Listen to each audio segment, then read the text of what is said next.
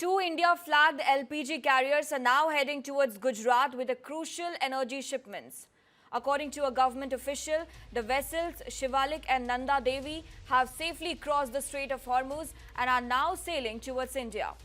The two ships are carrying around 92,700 metric tons of LPG and are expected to dock at port on March 16 and Kandla port on March 17. Officials say that the shipment comes as a major relief amid disruption in energy supplies in the region. The government has also confirmed that all Indian seafarers in the Persian Gulf are now safe, with no incidents reported in the past 24 hours. At the moment, 24 Indian-flagged vessels had been operating west of the Strait of Hormuz. With these two ships now heading to India, 22 vessels remain in the region carrying over 600 Indian seafarers.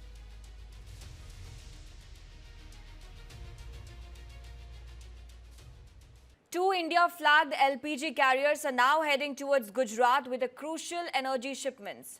According to a government official, the vessels Shivalik and Nanda Devi have safely crossed the Strait of Hormuz and are now sailing towards India. The two ships are carrying around 92,700 metric tons of LPG and are expected to dock at port on March 16 and Kandla port on March 17. Officials say that the shipment comes as a major relief amid disruption in energy supplies in the region. The government has also confirmed that all Indian seafarers in the Persian Gulf are now safe, with no incidents reported in the past 24 hours. At the moment, 24 Indian-flagged vessels had been operating west of the Strait of Hormuz. With these two ships now heading to India, 22 vessels remain in the region carrying over 600 Indian seafarers.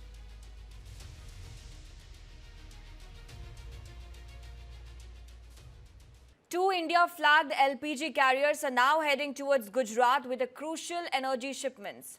According to a government official, the vessels Shivalik and Nanda Devi have safely crossed the Strait of Hormuz and are now sailing towards India.